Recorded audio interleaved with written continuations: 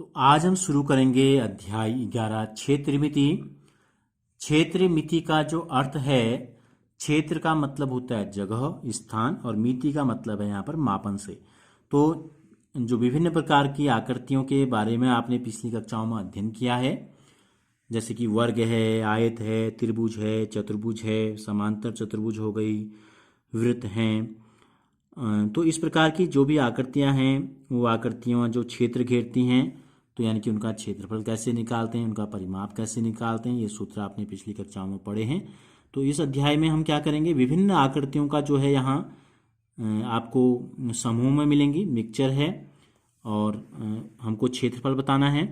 जैसे कि हम शुरू करते हैं प्रश्नावली 11.1 का जो पहला प्रश्न है, हमको दो आकृतियां दी गई हैं। एक आयताकार है, ये देखो आयताकार है, और ये है वर्गाकार खेत। ठीक है, दो खेत हैं। देखो इसकी लंबाई हमको दी गई है 80 मीटर, और इसकी ये वर्गाकार है, तो वर्ग की सारी भुजाएं बराबर होती हैं। ये हमको दी गई है 60 मीटर। यदि इनके परिमाप समान है तो खेत का क्षेत्रफल ज्ञात कीजिए, हमसे कहा गया है। तो देखो परिमाप होता क्या है, किसी भी आकृति का परिमाप उसकी बाउंड्री जो है, उसकी जो सीमा है, उसकी कुल लंबाई होती है।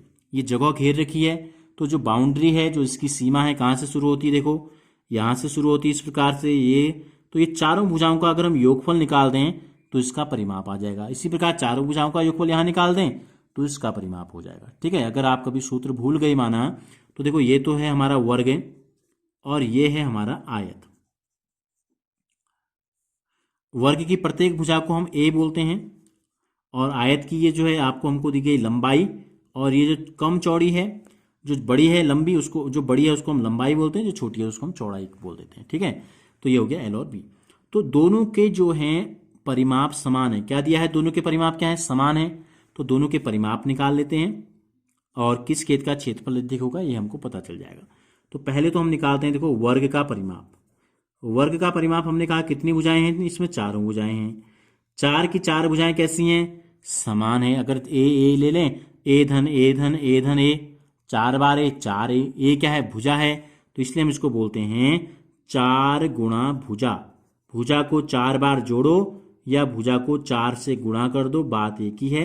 ठीक है, तो ये हो गया 6 चको 24, एक जीरो लग गया, तो परिमाप कितना आ गया, ये बाउंड्री की जो कुल लंबाई है 240 मीटर है। अब हम निकालते हैं आयत का परिमाप। आयताकार खेत का भी लिख सकते हैं, वर्गाकार खेत का परिमाप, आयताकार खेत का परिमाप। आप जब लिखेंगे तो इस प्रकार से लिखें, बराबर। देखो क्या होता है, लंबाई और लंबाई, दो बार लंबाई आया है और दो बार आता है चौड़ाई। तो क्या करते हैं, जब हम चारों को जोड़ते हैं तो एल धन बी धन बी, यानी कि दो बार एल, दो बार चौड़ाई, दो बार लंबाई। तो इसको हम इस प्रकार से लिखते हैं, दो गुणा कोष्टक में लंबाई धन चौड़ाई। तो लंबाई और चौड़ाई को जोड़ते हैं, उसका दुगना कर देते हैं। तो दो गुणा लंबाई का मान हमको पता है कितना, 80 मीटर है। चौड़ाई हमको पता नहीं है, तो इसको बी लिख लेते हैं। तो ये हो गया, इसी प्रकार इसको रहने देते हैं, दो गुणा 80 धन बी हम छोड़ देते हैं इसको। ठीक है, ये हल करना चाहें तो इस प्रकार से लिख सकते हैं, दो गुणा 8 16 और एक जीरो, दो से बी को गुणा करेंगे, दो बी, तो ये आ गया इतना मीटर।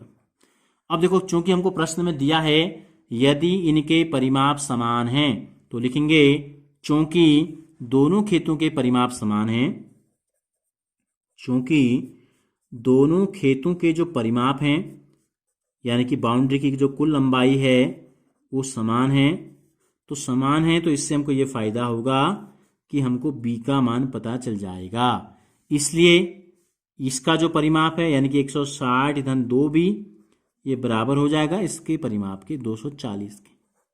दोनों के परिमापों को हमने बराबर कर दिया, तो 2b बराबर कितना हो गया, 240 धन 160, यहाँ गया तो ऋण 160 हो गया, और 240 में से 160 अगर घटा देंगे तो जीरो में से जीरो गया जीरो, 24 में से 16 घटा देंगे तो 8 आ जाएगा। ठीक है, तो 2b का मतलब होता है 2 गुणा b, 2b का मतलब है b का दुगुना। तो जब हम b को अकेले छोड़ेंगे तो दो जो गुणा में था वो बराबर के दूसरी तरफ जाएगा, तो वो आ जाता है आपका भाग में। कितना आ गया b का मान, 40। तो इसलिए जो चौड़ाई है ये हमको पता चल गई आयताकार खेत की, ये है 40 मीटर। अब इसके बाद पहले तो हमको दिया था दोनों के परिमाप समान है, दोनों के परिमाप समान है से हमको क्या मिला, आयत की चौड़ाई पता चल गई। अब हमसे पूछा है किस खेत का क्षेत्रफल अधिक होगा, तो दोनों के क्षेत्रफल निकाल लेते हैं। वर्ग का क्षेत्रफल देखो वर्ग का क्षेत्रफल जो होता है ये होता है भुजा गुणा भुजा। क्या होता है? भुजा गुणा भुजा। क्यों होता है ऐसा? ऐसा इसलिए होता है क्योंकि हम क्या करते हैं, देखो 60 मीटर ये भुजा है, इसको हम इस प्रकार से रखेंगे, 60 बार रखेंगे, 1 बार 2 बार 3 बार 4 बार, ये ठीक है। या आप ऐसे कर सकते हैं 60 1 मीटर के खाने अगर हम बना दें, ठीक है, तो यहाँ को भी 60 खाने बनेंगे, यहाँ को भी 60 खाने बनेंगे। तो क्या होगा, 60 गुणा 60 यानी कि 3600 खाने बनेंगे। तो ये होता है भुजा गुणा भुजा। तो भुजा कितनी है वर्ग की? 60 मीटर है।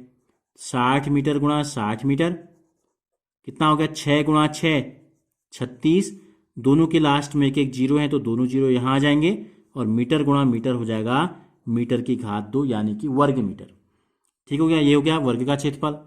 अब निकालते हैं आयत का क्षेत्रफल या आयताकार खेत का क्षेत्रफल। आप लिखेंगे ये होता है लंबाई गुणा चौड़ाई। लंबाई को चौड़ाई के बार, जितना चौड़ाई है उतने बार अगर हम रखेंगे तो पूरा खेत ढक जाएगा। लंबाई है 80 मीटर, चित्र में दी गई है, और चौड़ाई अभी हमने निकाली, कितनी आई है? 40 मीटर। दोनों को अगर गुणा कर दें तो 8 गुणा 4 होता है 32, 1 जीरो 1 जीरो 2 जीरो, मीटर गुणा मीटर मीटर की घात 2। तो हमसे पूछा था किस खेत का क्षेत्रफल अधिक है। अब दोनों खेतों के क्षेत्रफल आपके सामने हैं, एक का 3600 है, एक का 3200 है, तो दोनों में कौन बड़ा है? 3600 बड़ा है। तो लिख देंगे अतः वर्ग का यानी कि वर्गाकार खेत का, क्या लिखेंगे इसको? इसको लिखेंगे वर्गाकार खेत का क्षेत्रफल अधिक है। यही हमसे पूछा गया था।